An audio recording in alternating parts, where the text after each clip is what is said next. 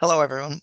Welcome to Work Ready. As a professional, you are the brand. My name is Ole Kagan, and I'm the Community Engagement Coordinator with the LA County Library. Before we get going with today's event, I'll take care of some housekeeping, do the land acknowledgement, and tell you a little bit about the Work Ready program. So, if you can hear me and see the slide on the screen, then you're good to go. However, if you're having trouble hearing me or seeing the slide, do let me know in the chat and I will do my best to assist. If you'd like to listen to this presentation on the phone, you can do that by calling 1-669-900-6833 and using the access code 867-4721-3834 and the passcode 123123. Additionally, automated closed captioning is available on Zoom in case you'd like to read along with the presentation. To enable that, just press the CC button in your Zoom taskbar. Now, you may have noticed that the mics and video for attendees of the program has been disabled, and that's so that everyone can focus on our presenter for the day. We do, however, welcome your questions and comments. You can feel free to post those questions in the Q&A box. That's the one with the single speech bubble, and your comments in the chat. That's the one with the single speech bubble. All right, and now it's time for our land acknowledgement. The County of Los Angeles recognized that we occupy land originally and still inhabited and cared for by the Tongva, Tataviam, Serrano, Kizh, and Chumash peoples. We honor and pay respect to their elders and descendants, past, present, and emerging, as they continue their stewardship of these lands and waters. We acknowledge that settler colonization resulted in land seizure, disease, subjugation, slavery, relocation, broken promises, genocide, and multi-generational trauma. This acknowledgement demonstrates our responsibility and commitment to truth, healing, and reconciliation, and to elevating the stories, culture, and community of the original inhabitants of Los Angeles County. We are grateful to have the opportunity to live and work on these ancestral lands. We are dedicated to growing and sustaining relationships with Native peoples and local tribal governments, including, in no particular order, the Fernandino Tataviam Band of Mission Indians, the Gabrielino Tongva Indians of California Tribal Council, the Gabrielino Tongva San Gabriel Band of Mission Indians, the Gabrielino Band of Mission Indians Kizh Nation, the San Manuel Band of Mission Indians, and the San Fernando Band of Mission Indians. To learn more about the First Peoples of Los Angeles County, please visit the Los Angeles City County Native American Indian Commission website at lanic.lacounty.gov.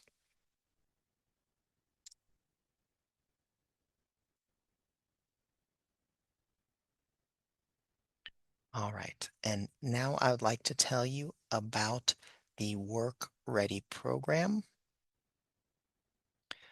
Work Ready started in December of 2020, where the library's goal was to help people get going after COVID. And we did that by lending out laptops out of, at that time, 20 and now 27 library locations. So we lent out laptops and hotspots, so computer and internet, and by presenting virtual events like this one on a range of work-related topics, helping people get a job, improve their work situation, and plan a more sustainable career path.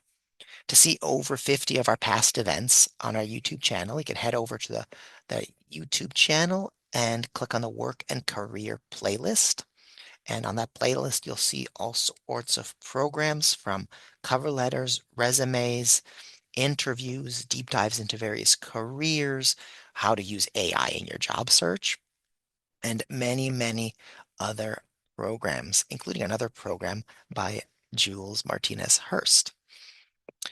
I'm going to post a link to that work and career playlist. So you can go to it, share any of the programs that you find interesting with people who you think would be interested and could benefit from them as well. So that's the Work Ready program. It's made possible due to funds provided by the American Rescue Plan. And before we move on to introducing the presenter for today, I also want to let you know about what we have coming up next week on Tuesday, February 4th, and that is Work Ready Emotional Self-Management for Effective Leadership. That's a bit of a mouthful of a title, but it's all good and useful. Emotional self-management for effective leadership.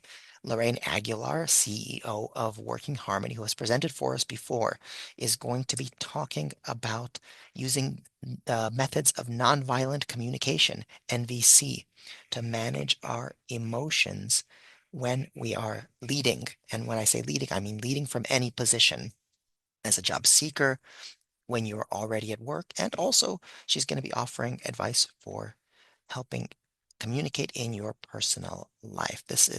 I spoke to Lorraine about the program last week, and I think it's going to be a life-changing program for some folks. So I just posted information about it in the chat, so go ahead and sign up for that. That's next Tuesday at 11 o'clock, and that's totally free, just like all of our programs from the library. And if you're interested in more programs, either virtual or in person, you can go to our website, and on the top right-hand side, there's a button that says Events.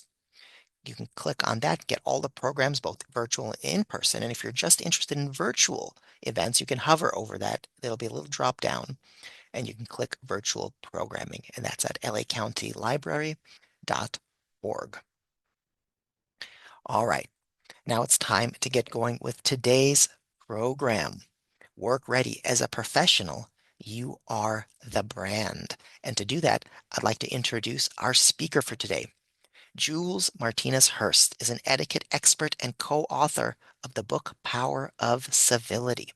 She's dedicated to empowering individuals with confidence and social grace. Ms. Hirst offers modern manners classes and is dedicated to providing students and employees with tips and techniques to handle proper etiquette in today's highly competitive global marketplace.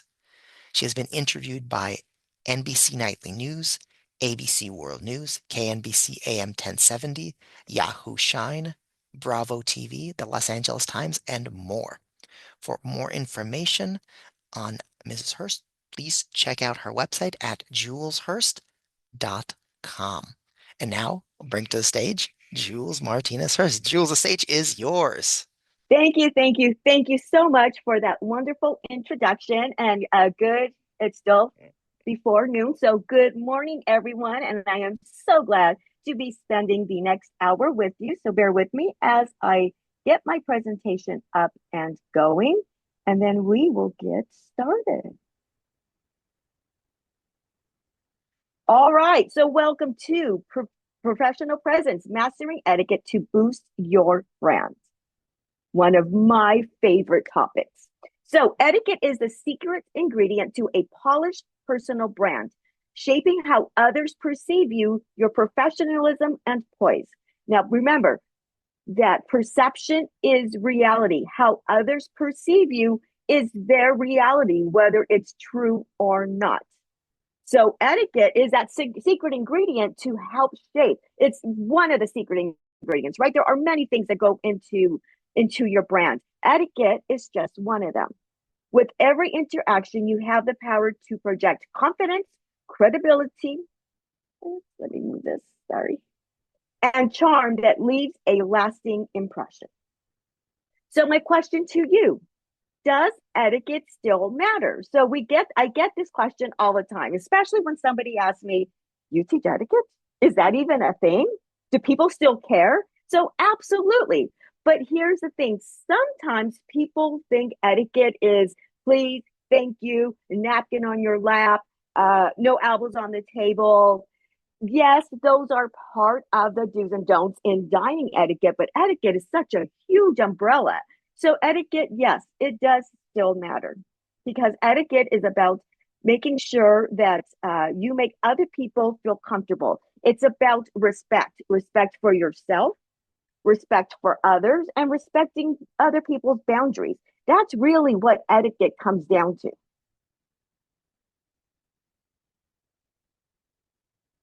Influence on hiring, influence on hiring and career advancements. Business etiquette is not just about good manners, it significantly influences hiring and promotion decisions. A report by Asana highlighted that understanding and practicing business etiquette can help professionals make a strong first impression, maintain a positive image, and navigate workplace dynamics effectively. So Asana, the app that's for productivity management, this is what they have to say. So, yes, etiquette does very much matter. So, there was an article, and I believe it was in Forbes, and they were saying that etiquette, a lot of people, a lot of companies were bringing in etiquettes for Gen Z because they need etiquette classes. They don't have this, they don't have that. But I beg to differ. A lot of us can always use refresher courses. Etiquette is consistently evolving as society evolves. And so here, Asana is saying that by practicing, because you can learn, you can take this class and learn all of the steps and all of the do's and don'ts.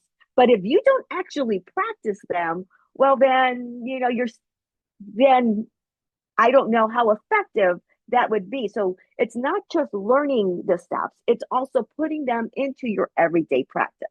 So this is what Asana has to say when it comes to etiquette.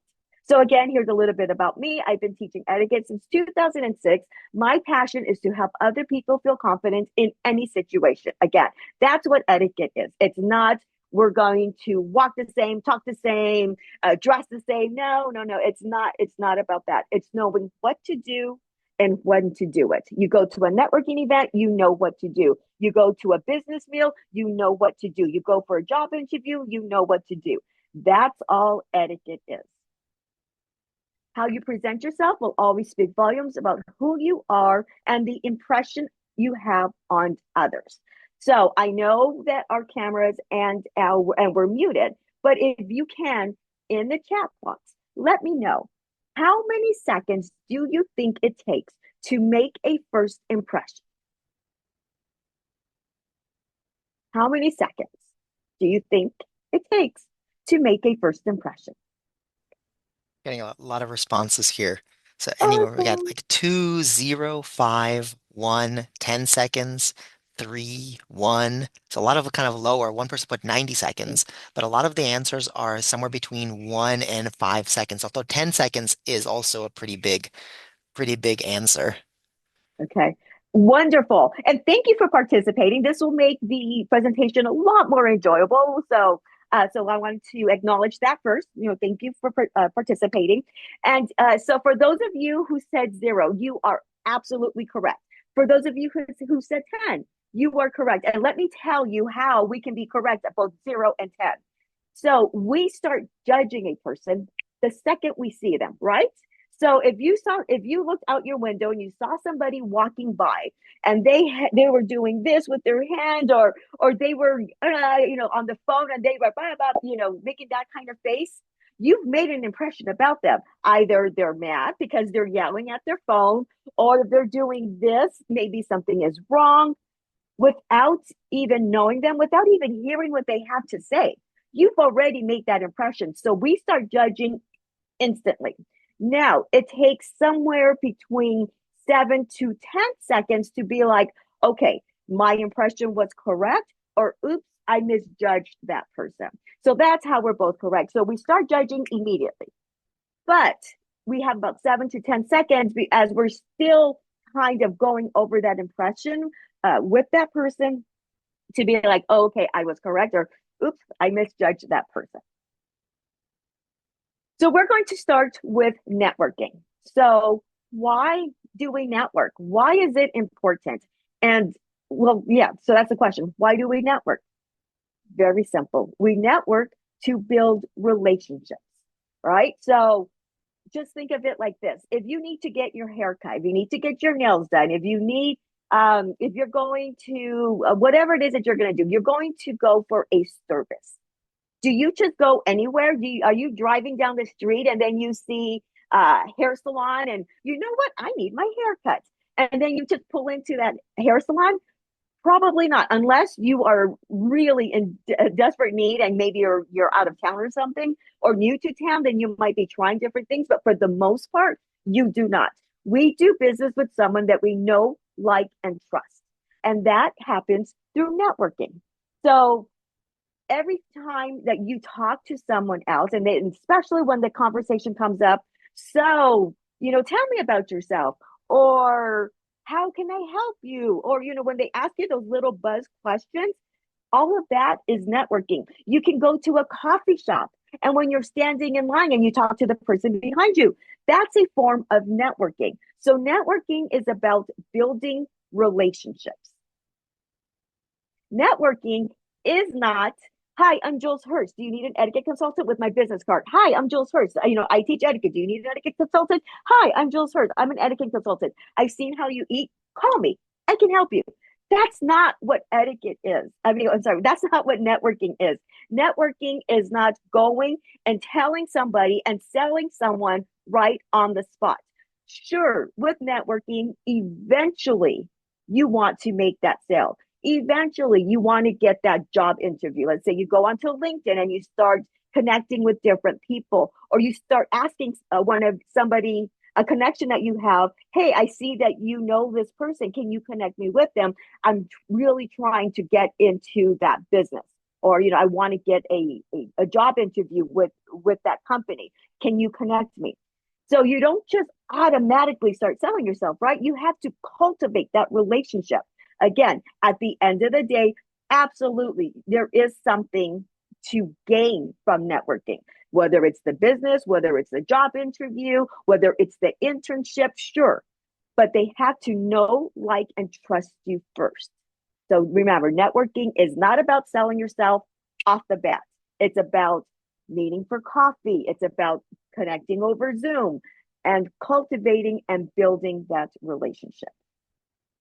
So when you go to networking events, I encourage you to go to as many, because you never know where that next contact, where that next lead, where that, everybody knows someone.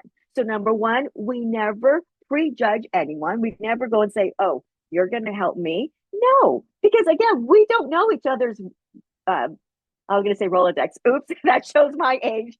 We don't know each other's contact list, right? We don't know who's in our circle. So that's number one. We don't judge a book by its cover. And sometimes, especially if you are just starting out in business, or if you're changing fields, let's say maybe you're going into real estate, right? And real estate, you don't make money unless you sell a house. And our friends are always trying, they mean well, and they invite us to all of these events. Sometimes it can get a little overwhelming. So this is where we need to have a little bit of a guideline that we need to ask ourselves. Is this networking event going to be beneficial to me, and how? So when receiving an invitation, remember, quality over quantity. And again, this is a thing that you need to ask yourself. What is the goal? Is your goal to meet a certain person that you know that's going to be at that networking event? Then great. Is your goal going to be, I'm going to go to this networking event and I'm going to get 25 business cards, whether it be a business card or a virtual business card, right? But that's always my goal. You know what? I haven't seen these ladies or the gentleman from XYZ organization, and they're going to be there tonight. I'm going to go there so that I can connect with them. That's fine, but that's your goal. So be clear on your goal. Your dress code. Now, this is, one question that I get asked all the time. How do I know what to wear? So let's talk about that really quick. So here are a couple of things. Number one, you can go to the website, or you can go to their social media page, and you can look at past events and see kind of how everybody is dressed. Where is the location? If this networking event is going to be on a yacht, then that's going to be completely different than somewhere like, say, like a beautiful hotel in downtown Los Angeles, like the Biltmore Hotel, which is, a gorgeous Gilded Age hotel. That's going to be more of your probably suits versus or a nice dress versus a yacht. You're not going to go in a suit and you're not going to go in a dress and heels, right, on a yacht. So that's the second thing. Where is this networking event taking place? Also, because you are giving and receiving cards, throughout the night, if that is your goal to meet, other prospects, then it might be easy to have something with pockets. So that this way, as you're getting a card, you can put it in one pocket. So let's say your left pocket is for the cards that you give, the right pocket is for the ones that you receive. So that way you keep them different. I purchased a cigarette case from Amazon that just opens up and it has two sides. Again, one side is for the cards that I give, and the other side are for the cards that I receive. And again, and that's what I walk around with. I walk around with that card cigarette holder, and then as we're talking and then we exchange business cards, then that I do that. I give one out and then I get one back. Next, when to arrive. So ideally, what you want to do is arrive 10, 15 minutes before the networking event begins. And this is why. Number one, if an event begins at 6 o'clock and you arrive at 6 o'clock, you're already late. So in etiquette, you are to arrive 5 to 10 minutes early, and that's actually on time. Now, you don't want to arrive too early to the event. So again, let's say it's a networking event at 6 p.m. But if you arrive at 5:15 or 5:30, well, they still might be setting up. And you don't want to go and add extra pressure to that person that's putting together this networking event. So about 15 minutes is good. 10 minutes, 5 minutes, somewhere in there, then you're actually on time. But if you show up 15 minutes early, here are some things that you can benefit from that. Number one, you get to meet the host that's putting this event together. And usually, as they're getting, when they're talking, because by now, by 15 minutes till the event begins, they're hopefully everything's already set. So when you're talking to them, they're somewhat part of that conversation is going to be, so tell me about yourself. Who can I connect you with? And that person's going to know, oh, you're looking for XYZ. Talk to this person, and this person. In fact, what? There's one right there. Let me introduce you. So that is the power of getting there early. You start to build that relationship, and they can point you where to, who to talk to. And they may even be able to make those introductions for you. The other thing is if let's say you are a small business and you're trying to get your name out there, or a real estate agent and you're really trying to get your name out there, you also want to talk to the photographer. Because again, that photographer may or may not know people, but if you get there early, you have enough time to talk to him or her, then throughout the night when they see you, they're going to take pictures of you with this person, with that person, and then when they put you on social media, they're going to tag you, and then you can reshare, and then that's how momentum begins. So those are some reasons why you should arrive early. If you can't arrive early, does that mean you don't go? Absolutely not. But those are just if you can get there early, those are some things you want to think about. Prepared. Be prepared to introduce yourself, your product, and your service. There is nothing worse than when you go somewhere and a lot of people struggle with small talk, and I get that. But it's easy peasy. All you need to do is just listen, right? So let's say there's a large group and you want to go and talk to them. We're going to get into how to actually do that in a couple of slides. But there's nothing worse than when you approach that group and they look at you and it's time for you to go on. And then you stumble with your words. And you go, an elevator pitch should be about 30 seconds to a minute. Have you ever encountered somebody who starts to talk and they talk and they talk and they're telling you why they started their business, because so and so told them when they were growing up this was something that they liked, and they just go on and on and on and on and on. So put a 1 in the comments if that has ever happened to you. where it's like, it's supposed to be a 30-second me commercial. And instead, you are telling me your whole life story. Put a one if this has ever happened to you. You don't want to be that person because then they will avoid you. But I would love to see, are there any ones out there? Has this ever happened to you? They're getting a lot of ones. Yeah, All it's not ones. fun, right? It's not fun. So be prepared to introduce yourself. So here is my elevator pitch. Hello, I'm Jules Hirst. I empower individuals in social skills, leadership, and confidence through the lens of etiquette. I do this by conducting webinars and seminars in person and also online, hence the webinars. But I will be here, throughout the afternoon if you have any questions. So that is a about me commercial if it's like a round robin where the microphone goes around and then I have to introduce myself. So it's 30 seconds. It's what I do. It's who what it is that I do and how I do it. So that is a 30-second commercial. Listen and ask questions. Again, the most important part of a conversation is listening, right? We have two ears and one mouth. We listen more because we have two ears than what we speak, hence the one mouth. Listen more than what you speak. And remember, success equals opportunity and preparation. So have that elevator pitch. It's never going to be the same for all the different places. The core might be the same, but depending on the audience for that particular networking event, you may have to tweak your elevator pitch to match that audience. So, is it okay to drink at a networking event? Type a one if you think it's okay to drink at a networking event. I would love to hear your answers. Type a one if you think it's okay.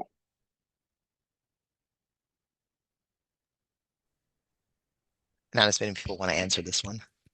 I see like some people say one, somebody said not really. No, Somebody said one, but one drink. One, but don't very lose your good. head. It depends on your tolerance. Yeah, see, I think a lot Yeah, of people are saying, it are kind of depends. yeah, yeah. It's like one of those. I don't know. It depends, and you are absolutely correct. So eating and drinking, is it a good idea? So it is. I mean, you can drink, you can eat, but remember again, what is your goal at that networking event, right? Is it to eat and catch up with friends? That's a goal. That is perfectly fine. If you want to spend the $75, $65 so that you can do that, that is on you. There's no right or wrong here. Now, perception is reality, right? As you know, I'm going to keep saying this throughout because perception is reality. My perception of you, your perception of me is each other's reality, whether it's true or not. So if so the to those who said, it depends on your tolerance level. If I keep drinking, especially if it's an open bar, and I keep drinking, I keep drinking, I keep drinking, and I go past my tolerance level, that's my impression I'm leaving you with. That's the perception that you guys are going to get that I can't hold my alcohol. So, no, I may not want to, but there is nothing wrong with having a drink like you see in this picture right here. In fact, some people like having a drink because they don't know what to do with their hands when they're walking around. So that drink becomes kind of like that security.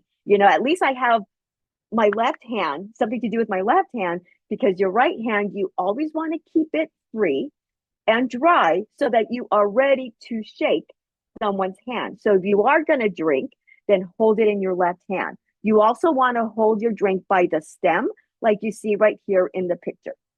You don't want to hold it from the bowl of the glass because your warm hand can warm up the drink. Now, let's say that your glass does not have a stem. Then, with your fingers like this, you would hold it from the bottom of the glass, towards the bottom as you can. And the reason for that is if you hold it like this, with like a clawish kind of a hold, eventually, and then you do it from here, you do it from here, all different sides of the glass, your fingerprints are going to show. Again, not a big deal, but we want to appear as clean and polished as possible. And not only that, the more I move my hand up and down that glass, if I hold it like this and then I drink, or I put it down, and then the next time I hold it from the top and then I put it down and then I hold it again, I'm warming up that glass.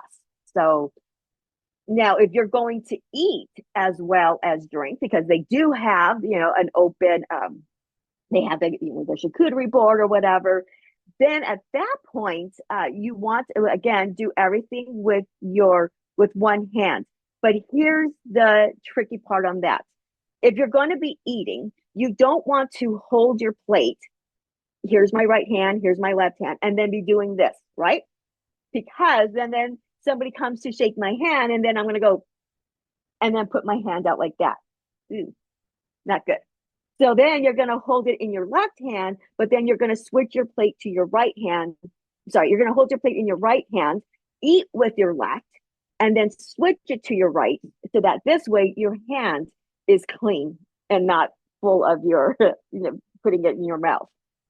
Okay, business cards. Do you need to give a business card to everyone that you meet? Absolutely not. Sometimes it's not going to be a fit for that person. Now you can take the business card, absolutely. But business cards are not meant to be given out like Halloween candy. Hi, I'm Jules Hirst. Hi, I'm Jules Hirst. Hi, I'm Jules Hirst. Hi, I'm Jules Hirst. I knew somebody, and that was what he did, and that worked for him. But and this is where you get different kind of point of views. So somebody who does strictly networking, they're going to say, it's a numbers game, give it out to everybody, just cast the net wide, and that's fine. But in the etiquette world, we say that you give a business card at the end of a conversation. So you go, you introduce yourself, you shake hands, you do a little bit of the small talk, and then you should, if this is a new person that you've just met, you want to spend about 10 minutes with that person, and then at that point, at the as the small talk starts to wind down, because you want to meet other people, then I loved meeting, talking to you, I would love to carry on this conversation, maybe over coffee. Do you have a business card? Then they give you your business card. Now remember, when they hand you the business card, you take it and you acknowledge it. You read something about it. I see you have an email and a phone number. How should I get in contact with you? They tell you, you shake hands, and then you go your separate ways. You put that business card in either the right pocket or in your business or your card case, and then you move on to the next person. So on the business cards, it's up to you what you feel comfortable with. But like I said, there's different methods, there's different theories. Choose one that you're comfortable with, and that's what you go with. So again, when handed a business card, read it thoroughly, acknowledge the person's company, and express your sincere gratitude. So the way that picture is right there, that's you give and you receive, just like that. So even though it's just a little piece of paper, that little piece of paper is a representation of someone's business or their company, their position. So you don't want to treat it like a little piece of paper. That little piece of paper is gold, especially if you're doing business with different cultures. Some cultures take their exchanging of business cards very seriously. Okay, so we talked a little bit earlier about this, how to enter a conversation. So again, especially if you're going by yourself, this could be a little intimidating. So what you want to do is look for a group that has open body language. So somebody that's, looking around or talking and smiling, that's the group you want to approach. You just go, you stand right there, and I kid you not, they will stop what they're doing. They're going to turn around and they're going to welcome you. They say, hi. And then that is your cue to start talking, to introduce yourself, shake everyone's hand, and then you start the elevator pitch, and then you start with the small talk. So that is how you analyze a group. You just go and approach. It is truly that serious, that simple. But remember to pay attention to the body language, because if people are talking like this or they're kind of doing this, that is because they're in a personal conversation, which really shouldn't be happening at a networking event. But sometimes it does. So those are the ones you want to stay clear of. and go to the ones that you can approach. So, good topics versus bad topics. So, of course, I'm sure you've heard this before, but I'm just going to remind you. We don't want to talk about religion, politics, how much things cost, salaries. Do not gossip. Don't say, oh my gosh, I can't believe this event. Oh my gosh, I can't believe the food that they have here. The drinks. Ugh, couldn't they get something better? You don't want to do that because you don't know who is listening, right? So, what can we talk about? Yes, you can talk about the weather. That is a very basic, a very safe, but it's also a very generic question. But it will save you when you run out of things to say. So you can start with things like, how long have you been a member of this organization? Are you part of this organization? Start with things like that. You don't have to know sports, but if you live in a sports town, you should know if your team is going to the Super Bowl or to the World Series. You should know little things like that that are going on. And why small talk matters. It creates rapport and it builds trust. It opens doors to deeper conversations and professional relationships. It helps you stand out as approachable and personable. Situations where small talk is useful. Networking events, before or after meetings, office breaks and social gatherings, virtual meetings during icebreaker moments. That's why small talk is so important to actually nail down and get a few topics that you always have ready to go. So start the conversation, use context, clues. This event has a great turnout, right? Compliment. I love your bag. It's so unique. So look at the person and see if there's something that you can start a conversation with. Great small talk topics can be something like current events, non-controversial. Again, whether it's sports, shared environment.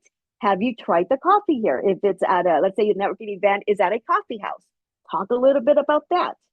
General questions. What brought you to this event? The do's and don'ts of small talk. Remember to be positive, listen actively, and ask follow-up questions. So when you're listening, don't just listen to hurry up so that they can stop talking, or don't finish their question for them. Listen so that you know how to take what they've said and turn it back into a question to give it back to them. And don't discuss controversial topics. Don't dominate the conversation. That's not a conversation. If you're doing all the talking, that's me talking at you, not talking with you. And don't overshare, at least not in the beginning.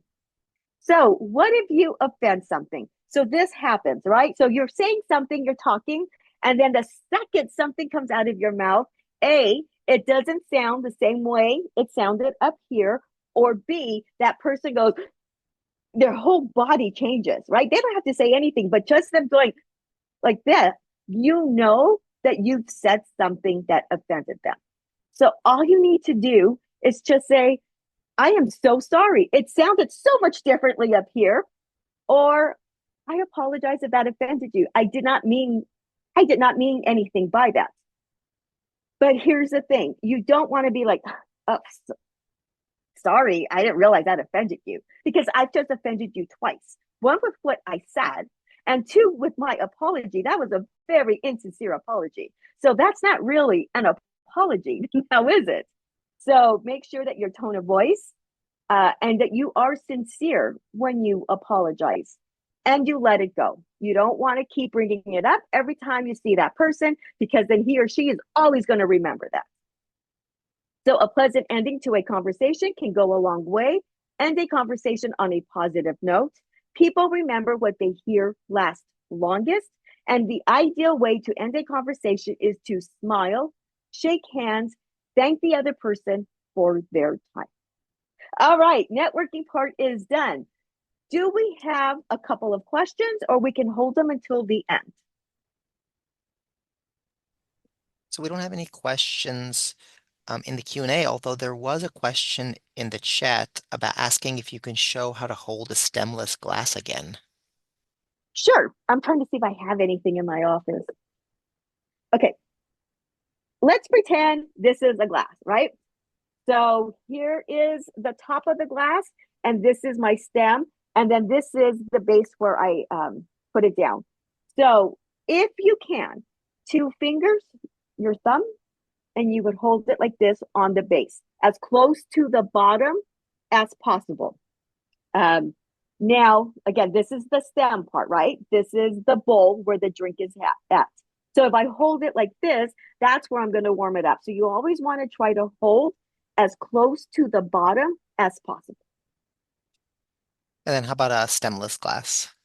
Well, that would be, so let's Oh, that pretend this says, is the oh, I stem. see. Yes, Oh, I this see. I would see. be, and Just this at is the the close to the base. bottom. Yeah, close to the bottom. Ah, I get So, it. and Okay. let's say this is a non-stemless, Mm, same thing, as yeah, close to the just the bottom bottom. as possible. Yeah, Okay.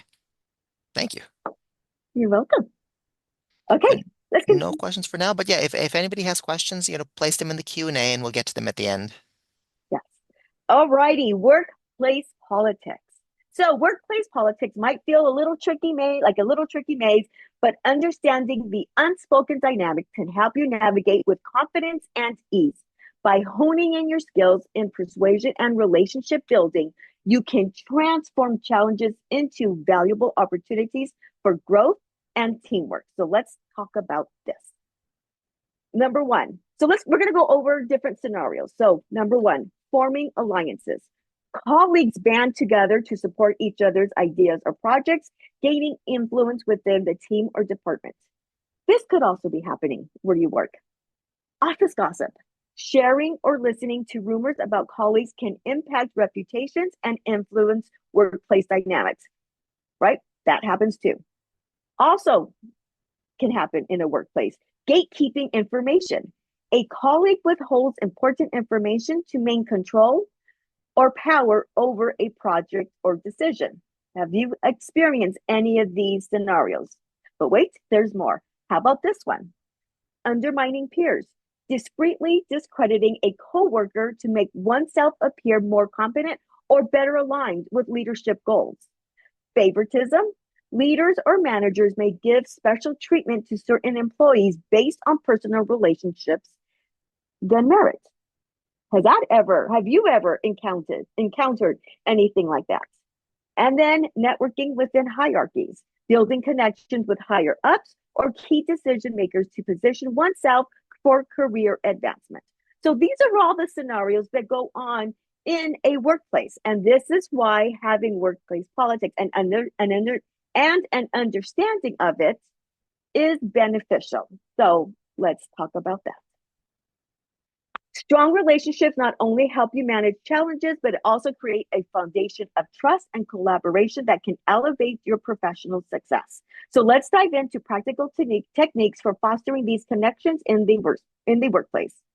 Relationships are the foundation of success, right? No matter what you do, where you go, the business you're in, you have to build relationship with those around you. That really is the core of a successful person. So here are some things to consider. Be approachable, smile, greet people, and show interest in their work. Again, that small talk. Oh, what project are you working on? Interesting. Tell me a little bit about it. Right? Small talk. Find common ground. Look for shared interests or goals. Again, through small talk, you will find these. And then that can be something that you connect over. Give credit. Give credit where credit is due. Acknowledge others' contributions publicly and sincerely. So many times somebody will step up, maybe they'll help you, and then and the project goes really well. And then behind closed doors, you tell them, "Oh my gosh, that was so great. Thank you so much for your help." But all along, you're letting everybody think that you were the one who spearheaded and did everything, when in fact, that was not the case. So remember just to give credit where credit is due. Conflict resolution. This happens in the workplace. When conflict arises, stay calm and listen before responding. Address the issue privately and focus on the problem, not the person. Use I statements. I felt left out of the conversation instead of you didn't include me. See the difference? I felt out. That's how I felt. Instead of me taking how I felt and putting it on you. The other thing that's so important here is address it privately and focus on the problem. So, I've been in situations where I've seen people get called out in the board meetings. Like, seriously, you could have done that like after or before, or gone out to lunch, gone out for coffee. Can I talk to you for a second? You didn't have to call out a person. That's that's not cool. You don't want to do that. So, and just remember to always take a beat before before somebody approaches you or before you approach someone, because at first those emotions are running hard and you're ah, and that's what comes out. So let it simmer, write it out, maybe talk it out before you address them. So practical steps to resolve conflict: understand the other person's perspective, look for common solutions, agree on how to avoid similar situations in the future. Again, by staying calm and by taking a second to actually reflect on what happened and letting your emotions, taking out the emotion and addressing this from a practical side, you can answer these questions. If it's somebody saying I felt like this when you did this, okay, well, put yourself in their shoes and say, okay, I get that. I didn't see it that way before. Look for a common solution and then agree. Thank you so much for coming to talk to me. If something like this ever happens again, please feel free to always come and speak to me directly. That's it. And then that relationship will continue to evolve. But of course, that's assuming that the other person is also level headed and willing to accept this. But give it a try. Stay above the fray. Gossiping hurts, right? And I get it. Sometimes when we're talking and somebody starts to talk about somebody and it just keeps going and then it just keeps getting bigger and bigger and bigger and bigger. But you don't want to do that. Don't be a part of that. And here is why. It creates distrust and damages relationships, reflects poorly on your professionalism. So here is how you want to avoid gossip. Politely redirect the conversation when gossip starts. Again, just pivot the conversation. Focus on facts, not opinions, in discussion about others. Maintain confidentiality when people share sensitive information. I will always say something, you guys, I really am not comfortable talking about XYZ without he or she to be here to defend themselves. That's just not cool. And sometimes, oh, Jules, you're such a, yeah, I know. And if they're going to continue, I will leave. I will not stay there and I won't partake in it because I don't want to be caught up in all of that. So that is one way to get out of a sticky situation. Collaborate, but protect your space. Be proactive about offering help, but also clearly communicate your own priorities. Set expectations when collaborating. For example, timelines and responsibilities. Don't say, yeah, I can do that project for you. You spend all this time doing it, and then they come back to you and say, that's not what I wanted. Or I needed that like in an hour. You're still not, what do you mean you're not done yet? So make sure that there are clear expectations set from the get-go.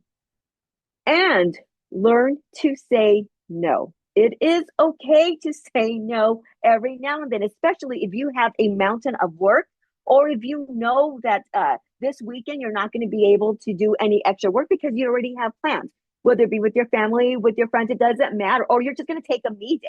Nothing wrong with that.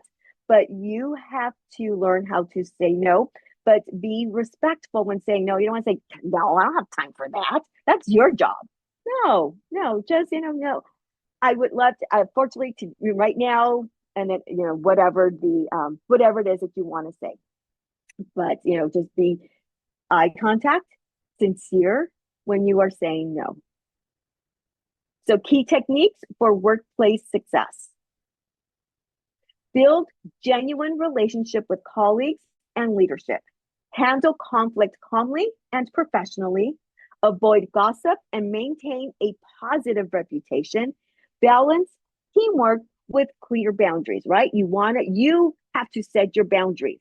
Because if you give in, give in, give in, give in, before you know it, everything is coming your way. You have to learn how to set that expectation from the beginning. Mastering these techniques will help you navigate workplace dynamics confidently, fostering collaboration and professional growth. And that takes us to the end of workplace politics. So, any questions, or should we move on to you are the brand? We do have a few questions actually in the Q&A. Sure. So let's get through those. So the first question is, as a woman, how do you suggest dealing with male-dominated networking events or networking with someone who refuses to meet your eyes? Ah, yes. Okay. So that's a great question. I don't even know where to start with that one. How to unpack that one? Okay. So yes. So being in a male dominant industry, it is tricky, but you just you you approach it in the same way you approach anything else. You just go, you be confident, you know your talking points, and you just go and I mean, there's a reason. Like, let's say, like you're in construction, right, or development, which is a predominantly male industry. You know your stuff. You can hold your own. So you are still going to go and approach different people, just like if you would if they were a female. So that is how, the approach doesn't change. Now, the only thing is you may have to have a thicker skin because sometimes they are not as the way they talk is a little bit more factual, more direct, boom, boom, boom, boom, boom.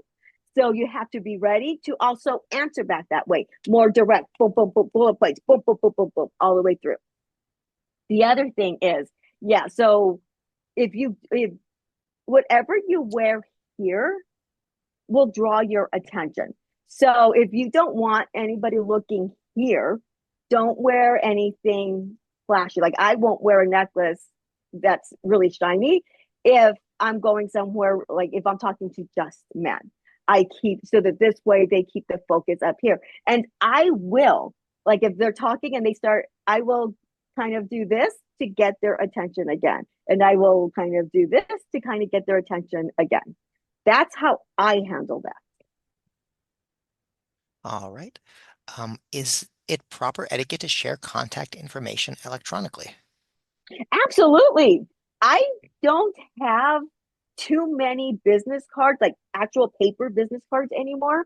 I have, I use, I use Hi Hello to share my contact information. But you can also use LinkedIn because they have a QR code that you can also share. That's And a good then right idea. then and there, you still have to accept them as a friend, but then once you accept them, then you can say, "Hi, this is Jules. We met at XYZ event.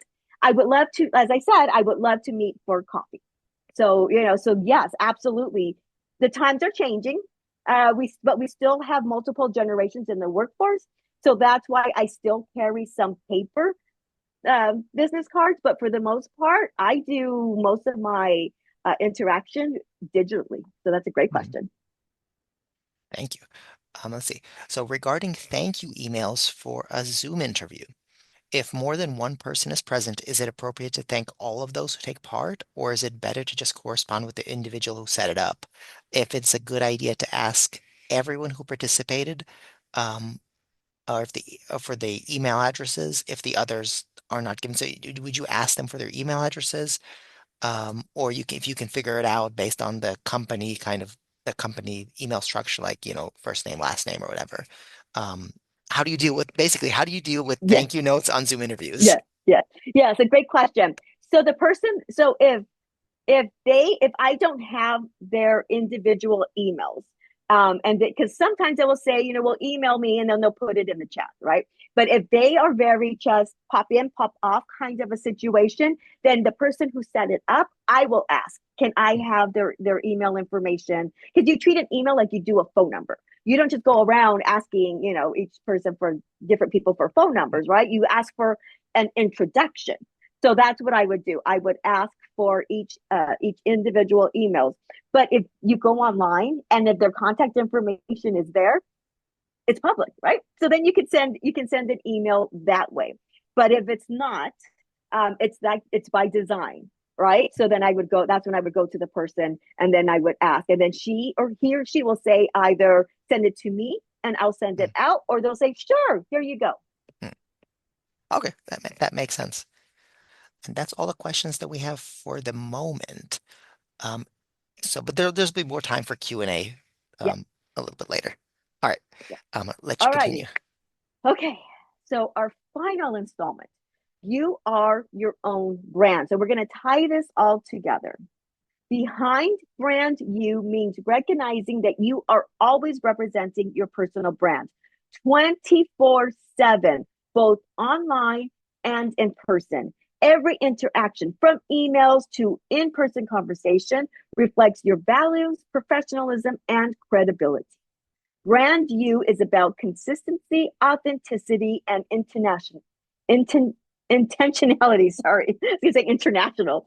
Uh, Intentionality in how you present yourself to the world, ensuring you leave a lasting positive impression in every setting. That's the key word right there, positive. Because either way, you are leaving behind an impression. It's either going to be a positive one or it's going to be negative. But either way, you're leaving that footprint. So if somebody is going to do business with you and you got, like, if I got your name, I needed somebody to create a website for me, okay? And somebody gave me your name. What is the first thing I'm going to do? I'm going to go to Google and I am going to do some research on you. And then once you Google somebody's name or somebody's company, their social media comes up, their YouTube videos comes up. I mean, oh, right? Everything comes up.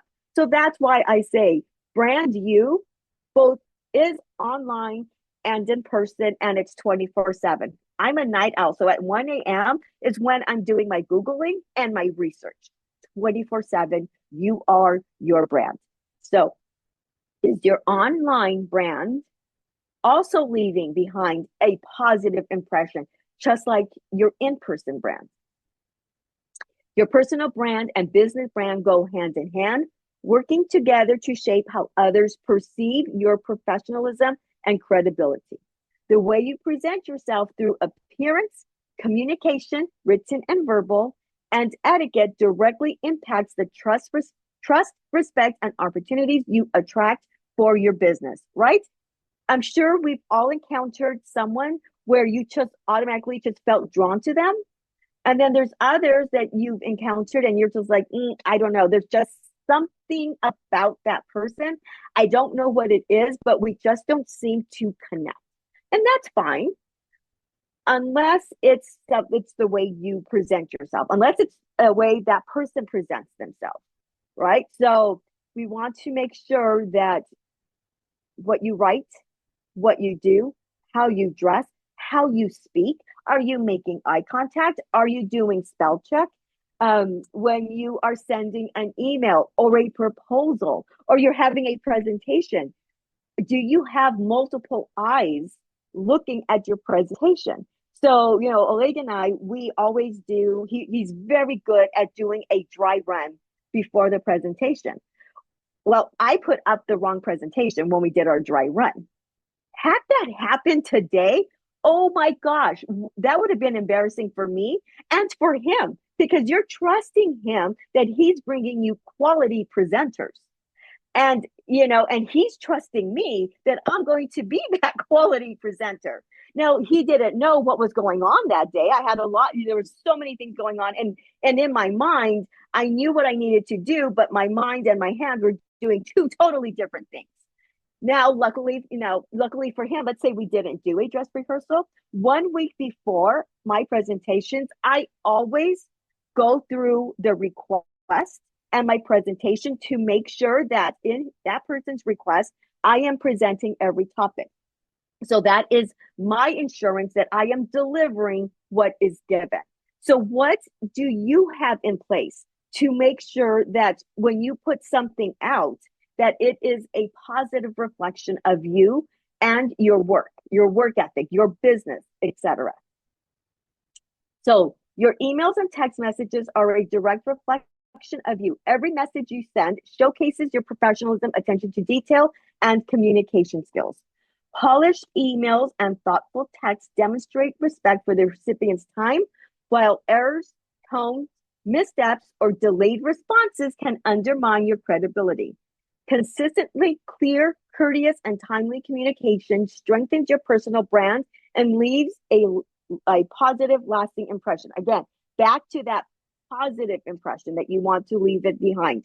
So when you're writing an email, if it's the first communication with that person, you don't want to use text in that email, right? You don't want to write out this long email and then at the very bottom is your ask, right? You want to, and if you do need to put some context to your email, then make sure you do something like highlight or bold so that this way, if somebody's going to skim it, I can just quickly read through it, this, and this, because come on, nowadays our attention span is very small.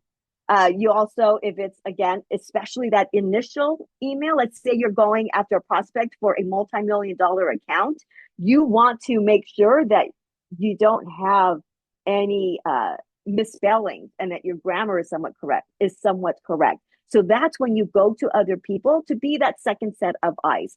It doesn't mean that they don't trust you. It doesn't mean that Oleg doesn't trust me. We just, again, there's a hierarchy and a down level. I am a representation right now of him because he trusts me to bring, and you trust him. So that's why we do these things. So let's talk a little bit about dress code. I love dress code. So business casual is a polished yet relaxed dress code that strikes a balance between formal business attire and everyday casual wear. It typically includes items like dress pants, jeans, blouses, button-down shirts, skirts, and closed-toe shoes, while excluding items like ripped jeans, sneakers, overly casual t-shirts. The goal of business casual is to project professionalism and approachability, ensuring you're always ready for both work and unexpected client attractions. Now, I know right now it's okay to wear sneakers, right? But there is a difference between sneakers and your gym shoes. The nice, cool sneakers that that people wear with, like, I see women wearing them with dresses or with a nice pair of jeans and a blazer. That is one thing. But gym shoes, there's a difference. Again, always know who your audience is, when taking into consideration with that. If it's a really conservative organization, typically closed-toe shoe for women, that is conservative, business casual, business smart. But here we go, right here. Business smart is a blazer, tailored slacks, or a neat skirt paired with a casual shirt or top. So it would look something similar to this. But business casual is it's one layer down. So it would look something like what you see right here. Clean, well-fitted pair of jeans, a nice top, perhaps a blazer to tie it all together. So here's the thing. I always tell clients to always carry a blazer with them. Always make it a part of their outfit. And here is why. Because let's say that the CEO of the company or, somebody, one of the higher ups comes in for just a surprise meeting, right? You can't polish up your look if you don't have that blazer with you. But if you have that blazer, you can put it on and you look polished. If you get to work and you don't really need that blazer, you can take it off. Not a big deal. Or if you have space if you work in an office, you can leave that black, just everyday blazer there so that this way, if you need to quickly polish up your look, you put on that blazer and you look instantly polished. Remember, we dress for the job that we want, not for the job that we have. We've covered a lot. And so my phone's gone off because it keeps me on track. And I know we're coming to the end and I want to make sure to answer any questions that we have. So we've covered essential tools for professional success, including the art of networking, navigating workplace politics, and building your brand. and mastering the nuances of smart and business casual attire. By applying these skills, you will be well equipped to make lasting impressions, build strong relationships, and confidently navigate any professional environment. So you'll be making lasting impressions, but lasting positive impressions. Again, remember, that is the key. Not just an impression, because you're leaving an impression either way. We want it to be positive. All right. It's Now it's up to you. Give me those questions. Anything that I can clear up, please let me know. All right, it is time. So I've got a few questions in now, and if folks have other questions, put them in the Q&A and we'll answer as many as we can within our time. So the first question is, I am a female construction inspector and have a male QC inspector who refers to me as the enemy when speaking to others. It has taken steps to ruin my reputation and withholds information. How do I deal with this? Have you approached him? Have you said, hey, can we just get together? I would love to talk to you. Can we meet over lunch? Can we meet over coffee? Have you tried that yet? And if so, how did that work? Again, remember back to taking a step back. Now, obviously, in this case, you have taken a step back. So have you brought it to his attention? Have you told him what this is doing to you? Oh, so this is a question from the Q&A, so I can't get a response. But so Yeah, let's say that doesn't work. Then what's yeah. next? So you can one would say that you can go to his higher up, but be very careful when you do that because then that follows you. So here are some things that you can do. You can say, yeah, I know, I've heard that, but you know me, my work ethic speaks, for itself. Mm, You can address it, or you can even bring it up yourself. You can bring it up first.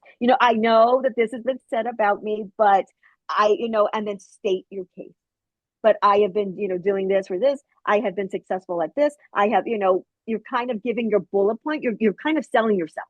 And it's unfortunate that you have to do that because of this person who is, tarnishing. Um, but I would try to meet with this individual first. And mm. then along with defending yourself. Absolutely. So I have another kind of similar gossip related question. Um,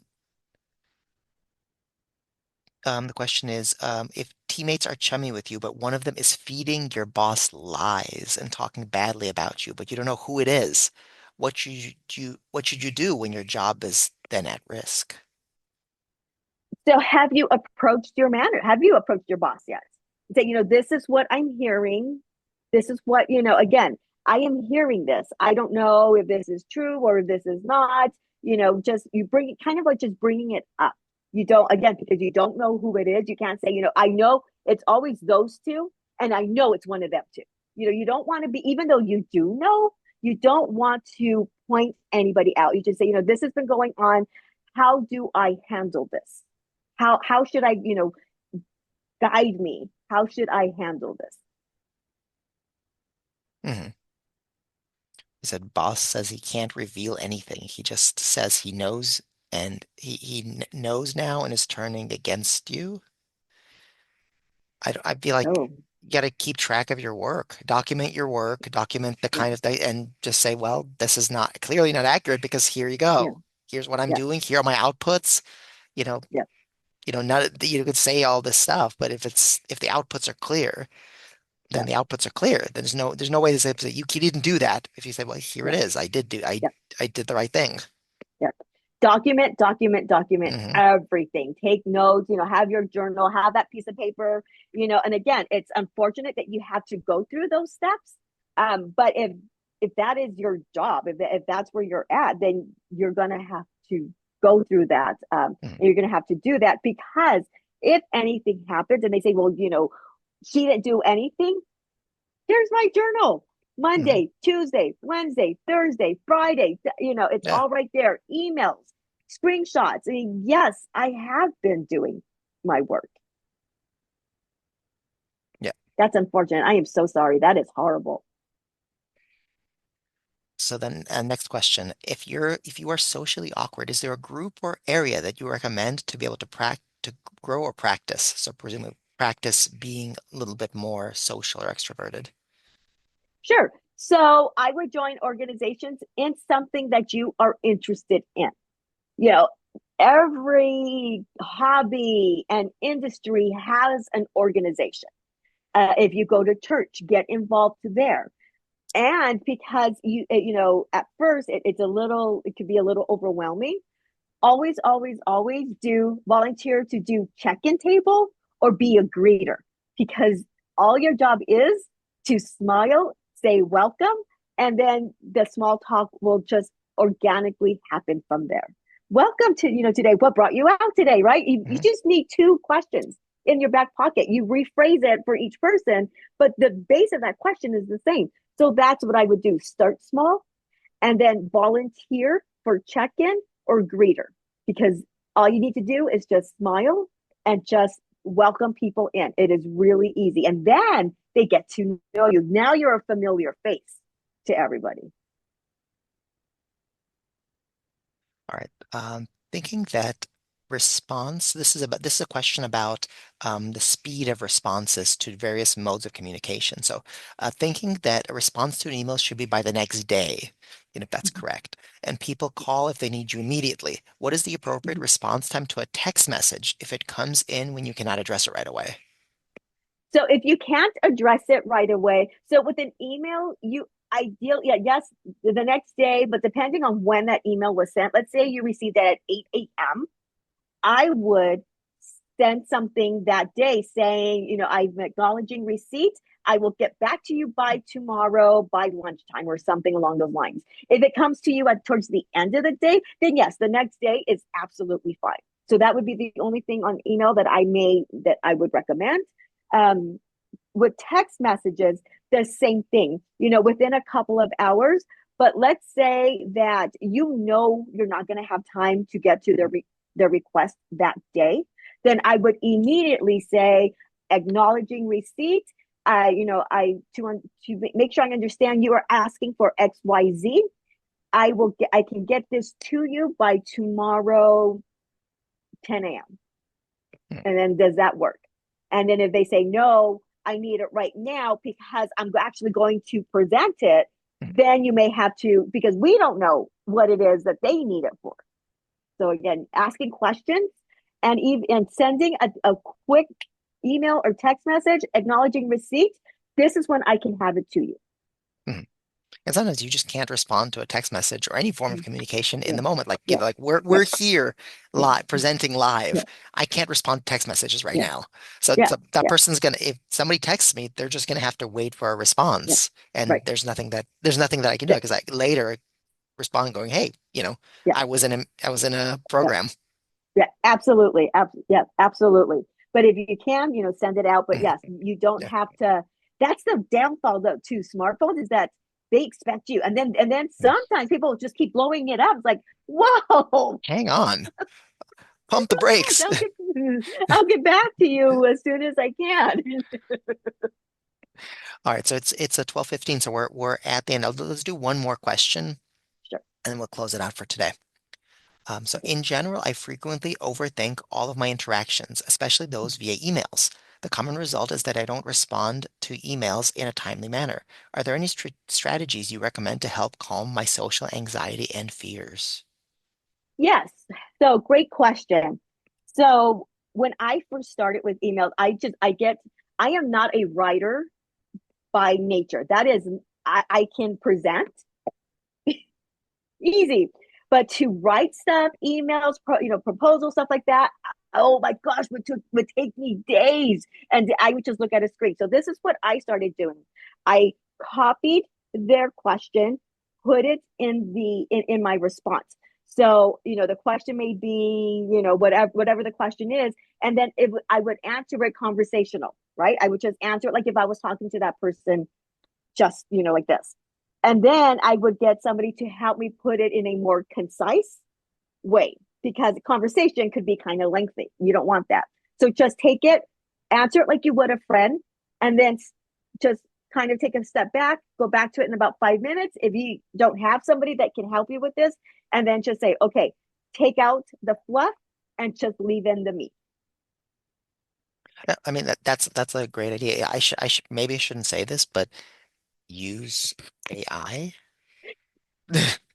I mean, I, you could write some bullet points, have yeah, AI put it together yeah, yeah, in a writable form, and yeah, then look at it and does it sound, make it sound like you. yeah, But that way you don't yeah, have to, it's not like, you're not saying anything outlandish, you're not writing anything weird, yeah, and the phrasing, as long as the phrasing sounds more or less like you, that takes yeah. away the anxiety of like, what's the next word? Like, is this a weird Hmm. sentence or not? Yeah, Because you're reading somebody else, you're kind of just in the editing role at that point. And I yeah, mean, this is yeah, of course, I have to put a disclaimer that it needs to be something that can't be, private, and you don't want to put private information there, that kind of yeah, stuff. But yeah, that's sort of it's a little yeah. hint, a little step. I was gonna say that, but I wasn't sure if I could. Google, if you use Google Gemini, you Mhm, put like again, I still do that process. I put in what I need to say. mhm, I go to Gemini, make it concise, and it cleans it up. But it mhm. has to sound like you. Right. It, Well, you that's know the what? whole thing. Yes, That's everything. Resumes, cover yeah, letters, yeah.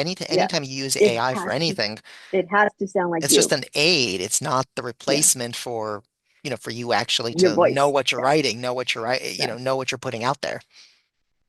Well, I yes, think that's a good place yeah, to call it for the day. Jules, thank you very much. Here's a QR code if anybody's interested in receiving a quick guide to networking. You can scan the QR code. It'll ask yeah. you for your email address, and you will receive that. And I'll post the URL for what this QR code represents in the follow-up email. So if you're interested in doing that, but don't want to do it right now by holding your phone up to the screen, you'll have a chance to do it later. Um, Yes, thank you so much. If you have any questions, in the guide is also my contact information. So if you have like just like a really quick question, send me an email. Where you're from, this is my question. I am more than happy to answer questions. Thank you, Jules. Thank you very much. Mhm. And thanks to the folks out there. I also do want to put in a quick request if you can fill out our post-event survey. We'd very much appreciate that.